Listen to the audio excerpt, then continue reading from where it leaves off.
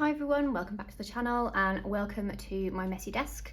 It's the 1st of September today, which is the day that you can officially start ordering Hobonichi 2025 planners from the website.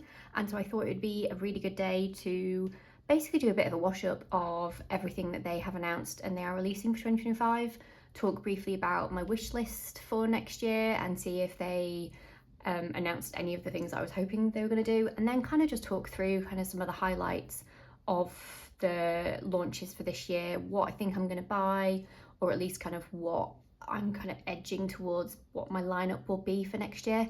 So just a bit of a general chat around everything that's going on for next year and certainly what my favourite products were. Let's get it out of the way though. In terms of wish list items, they didn't announce any of the 3 things that I was hoping that they would.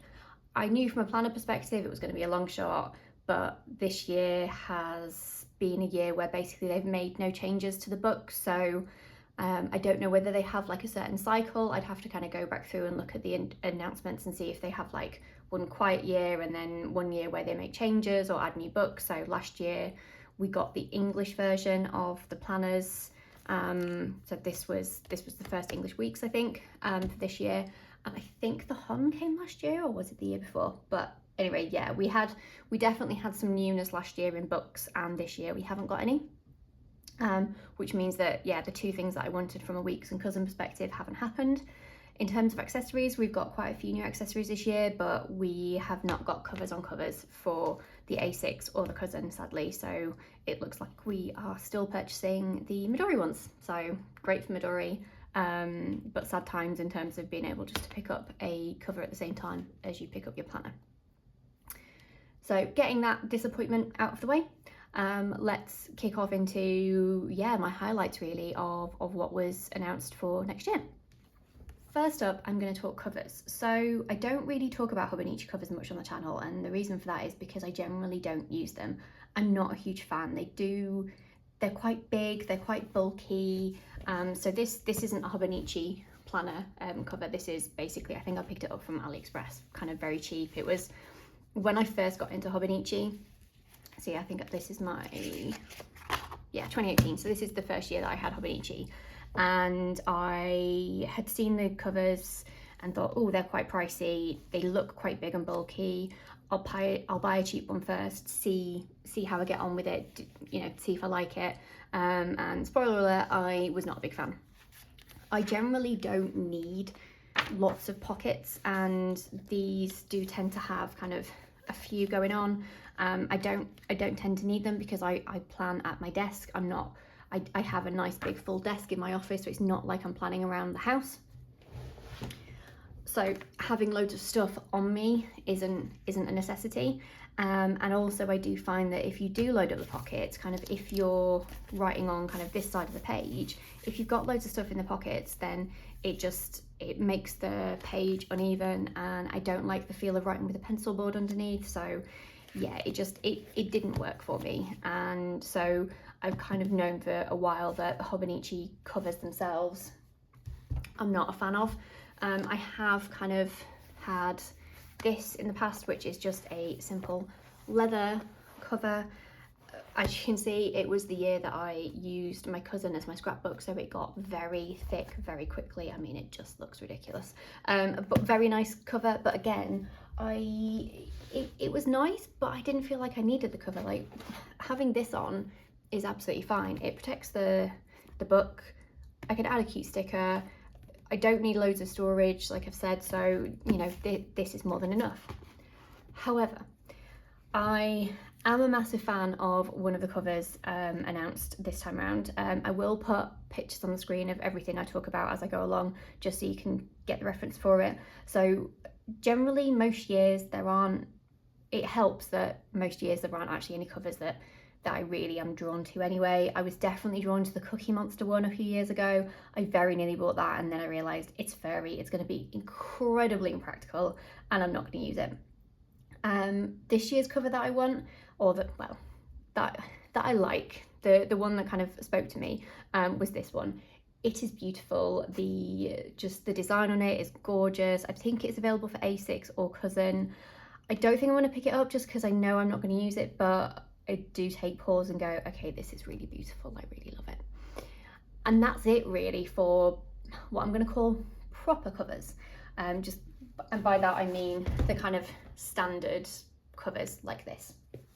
But what has caught my eye, and it caught my eye last year as well actually, which is the Tragan, which I think they brought out last year for the first time. It's a very simple cover, as you'll see on the screen. It's just kind of black. I think it's fabric, and this is the thing, I do kind of want to touch it in person just to see what the fabric is like and how it feels, because it's really difficult to tell from pictures. But it's basically a trifold, so you have kind of the normal kind of cover bits as normal, and then you have a third one over the top with basically a pocket. I am leaning towards a A6 for next year, and I'm thinking this might actually work quite well for it. And I actually debated buying a Tragan last year, or rather for this year, and that was for an A6 again, when I was kind of going through my EDC woes. So I'd started the year, I think, in a Passport, and then I had moved, as in a Passport TN, I then had moved to a pocket bullet journal because I liked that last year, but I didn't like the whole drawing out of my monthlies and things like that. And then I suddenly hit upon A6 day free. So this is a day free. And so it just has the monthlies and then a load of blank pages.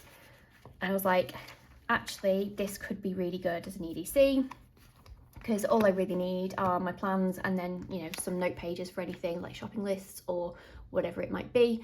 And so I bought this, and then I picked up this cover on Etsy, because when I have my EDC, I do use it as a purse as well. So I needed the card slots, and I added in a card slot here. This is just a picture of Matt and I, which I'm not going to show.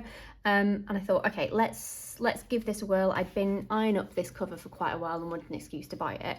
But longer term, I was thinking, if I got this to work for me, the Tragan might also work, because one thing around this is the pen loop was really poorly designed and got in the way, and I didn't have a solution for carrying my pen. And I thought, okay, if I can get A6 to work for me as an EDC, I will then go and get the Tragan, and that becomes my wallet side of things, because it's big enough in terms of the zip pocket. I can keep a pen in there and maybe some other bits of stationery and cards and things like that, and yeah, it could be a really good solution.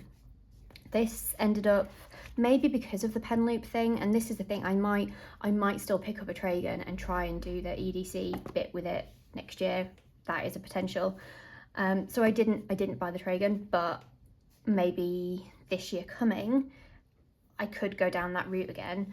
Or I'm thinking that I might go into an A6 avec for next year, with a view to using this as a bit of a page a day journal, memory keeping type thing. And if I'm using it for memory keeping, it'd be quite nice to have storage for things like ephemera, you know, receipts and things like that I want to stick in here. So if I've got a cover with kind of a pocket in the front that I can just kind of, when I come back from a day out or something, just pop it all in there, and then it's all together, so that when I sit down to play my planner, I don't have to look for it. I know exactly where it is. So I'm kind of thinking that I might pick up a Tragan for that purpose for this year. If I do it for the journaling memory keeping, I probably won't do it as an EDC as well. Just because, I don't know, I feel like maybe, I mean, I've struggled to get on board with A6 over the years. I've tried it quite a few times. I think this is all 3 years that I've tried and failed to use it. So I don't think going all in with 2 A6s for a year will kind of be the right vibe. Maybe try it on one and then next year. But the Tragan may end up in my lineup for that reason. There is also, and I can't remember the name off the top of my head, but I'm going to put the cover itself on screen. It's a slight variation of it. It's basically just a kind of plasticky one, which looks very much like a pouch that, if you saw my work setup video from a few months ago, it's the, oh God, I can't remember the name of the brand now, and it's going to really bug me, but it looks very much like one of those pouches. And it's basically the same kind of layout as the Tragan, with the pocket at the front. It just looks a little bit more functional, I guess. So yeah, I kind of want to see that in real life and just kind of have a touch of it and see how it feels, because if it feels quite plasticky, I think I'll definitely go Tragan. But then if the Tragan feels also quite plasticky, because again you can't tell in the pictures, that will put me off. But yeah, that was quite a long ramble. I may edit this down. Apologies if I don't edit it and you're like, oh wow, she's just, yeah, gone on a lot. But that's my big kind of query around next year, around what I do from an EDC perspective and what I do from a journaling perspective, because I would like to have like a bit of a page a day, and just, you know, it can be anything from talking about what I did in my day to just full-on memory keeping, or just doing some like pretty layouts in a planner just to kind of feel creative, or even some watercoloring because the Tomorrow River paper can handle it. And I am kind of thinking I might try an A6 again for that reason, because I think a cousin would be too big in terms of the page size. And then equally the whole EDC bit, and the fact that I am not like, the non-lined size is fine, like I can get around it, but I am just thinking that maybe if I get the Tragan and therefore I can carry a pen and other stuff better, would it make the A6 work a bit better for me? And then what I can do is use this cover for the kind of memory keeping A6 potentially, because then this could, you know, hold some ephemera, there's a pocket at the back and things like that. Yeah, that's probably my biggest quandary for 2025, which I know, first world problems, but that's my thoughts. Next up, we are going to talk Hon, and I liked the idea of the Hon, and I think, so for those that don't know, the Hon is basically the normal kind of planner, so the cousin, or the full A6, so it isn't available in Avec, it's basically just the full size of each, and it basically comes with a beautiful patterned cover, so it's almost like you kind of mix the three together, so kind of cool cover like the Weeks, but on the front of a cousin or a cousin or an A6 Techo, rather than the usual plain. I wasn't really drawn to them last year, I think maybe because I didn't like the designs. However, this year we have this design, oh sorry, these two designs that have really caught my eye. And so I'm kind of thinking, when it comes to what I plan to do with my journaling / memory keeping, could I potentially go for an A6 size and have a Hon, and then it looks beautiful, but then I don't have anywhere to keep ephemera. And also my concern with a full size A6 is the height of it will get very annoying, like even writing in a cousin. So when you kind of get to a certain point in the year, so kind of here for example, when you're writing, when the pages are so like top heavy like that, or you know, uneven, when you start writing on the bottom of the page, it's really tricky because your hands like can't, I've realised this is off camera, when you're trying to write kind of at the bottom of the page, I really struggle to kind of write neatly because there's such a massive gap.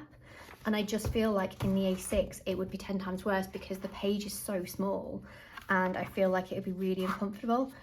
So what I am thinking is that maybe if I love the Hon enough, maybe I'll do my cousin as a Hon for next year.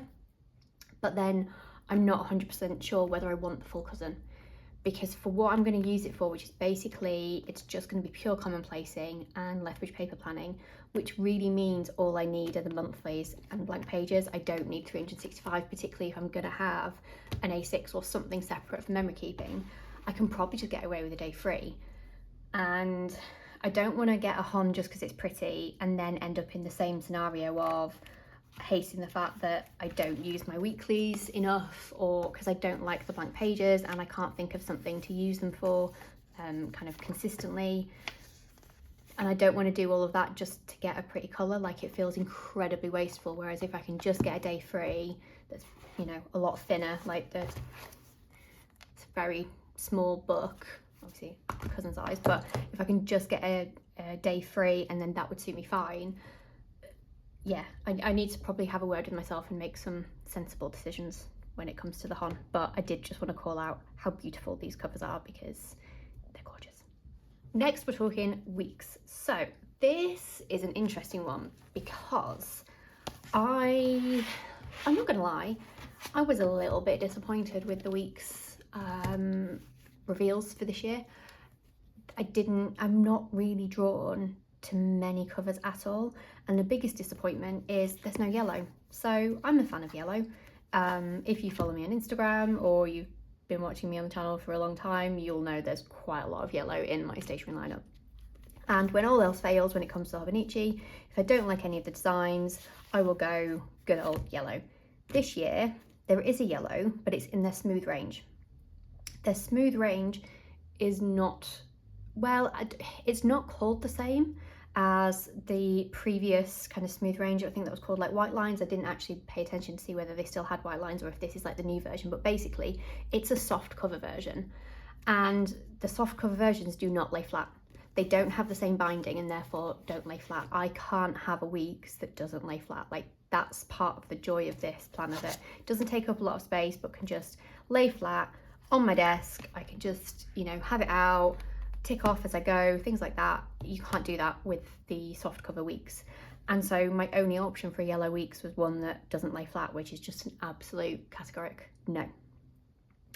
There is one design that I like, which I'm going to put on the screen, and while I can appreciate it and think it's very beautiful, it's not really very me. It's not kind of my usual taste or style. So I'm left with some of the special editions. So this is my Moomin Weeks from last year, absolutely gorgeous. This year's Moomin Weeks is equally beautiful. There's also the F1 version, which I've looked at every couple of years and have never pulled the trigger on. So I feel like if I do go down the Weeks route, and I mean, I've had a Weeks every year since 2018, so I feel like I probably am going to buy one. It's probably going to have to be one of the special editions. So then it comes down to where I can get hold of them, because in the Moomin variety, you order directly from the store and you need a Japanese address. And I don't know if I'm going to be able to kind of set my hotel address, because I am going to Japan this year. I don't know if I'm going to be able to set my hotel address as the address, and it feels like that could just go wrong very easily. I don't particularly want to use a forwarding service, then I'd have to wait for it on Etsy and then, you know, pay through the nose if I didn't get it myself. The F1 version, I believe, is available from a website, but also is apparently, according to the Hobonichi website, available in Japanese bookstores. So it might just be that I hit up some bookstores while I'm there, and if I come across an F1 version, then I go and get that. I do believe the F1 one does go on Amazon Japan at some point, so it could be that I just get one later and get it on Amazon Japan. But yeah, just a little bit disappointed in the Weeks varieties this year. I was hoping for an Old Faithful yellow and did not get one. So yeah, that's my Weeks moan out of the way. And as this video is probably far too long, I am going to keep it very quick when talking about accessories, because there wasn't that many that kind of pulled me in this year, but a few highlights. The Panda pencil boards, which I actually think are from last year, and they obviously just have stock left over because I didn't do an order from Hobonichi Direct last year. I didn't pick these up. I do have a Weeks pencil board somewhere. I thought it was in here, but it's my the Moomin one, because you actually get a pencil board with this, which is really cool. I have a Cookie Monster one from a couple of years ago when they did that somewhere, but I don't have an A6 one. And so if I am going to go for A6 for next year for my journaling, I think that will be a really good excuse to pick up the Panda pencil board in A6, and then I've got one in every size.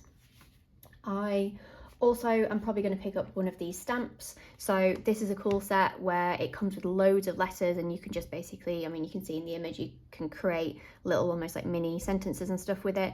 That will be really handy for journaling, because it's one thing that I have found with scrapbooking. I don't like my handwriting at the best of times. So if I could just stamp in dates and places and like little headlines, I would love it so much more. So I think I'm going to have to pick that up. And then the final one is, well, there's two actually. There's these cool little shelving units. So these are actually made out of paper, and they're designed to look like, you know, warehouse shelving, but they're smaller ones that fit on your desk. Really cool concept. I think the yellow one will look really awesome in my office. The only thing is, they seem quite expensive on the website. I think they're £37, which is something that's not very big. I'm not sure is worth it, so I'm going to go investigate, see if they have them in the shop, and see if I decide that they look worth it in person. And then the final one is the Stapo Mini. So the Stapo is a pouch type thing that came out last year before. And it's a pouch, but it sits on your desk. And I liked the bigger one, but it was quite big. This mini version, I think could be really handy because there's a nice little gap here on my desk where it could go, and would be perfect for, although I've said I only really work at my desk, every so often I do like to just spend an evening kind of chilling on the dining table while Matt's on the couch doing whatever. And so if I do just have a little pouch of just kind of my key journaling bits, or even my watercolors or something like that, then that could be quite cool. So I might have a look at those. The designs aren't, I'm not blown away by any, that's the only thing. So I know that there's going to be about 1,000,001 pouches in Japan to look at, so that might get pushed aside, but I did want to call it out because it's new and it's kind of cool. I think I've probably rambled too much now. I've no idea how long I've been talking, but it's been enough. Hopefully you scored everything you wanted on the release day sale, or if you're waiting for the second or third releases, good luck. Hope you get everything you want, but hopefully you enjoyed this video. Please let me know in the comments what the standouts for you this year were. Was there anything that kind of has made you think differently about your lineup, or are you kind of in the same place as me around like the weeks is a bit underwhelming, there's nothing that's drawing you in? Are you moving away from Hobonichi and you're going to something else completely different? Let me know in the comments. I love chatting with you guys. But yeah, if you like this video, please like and subscribe, and hopefully I'll see you in the next one. Bye.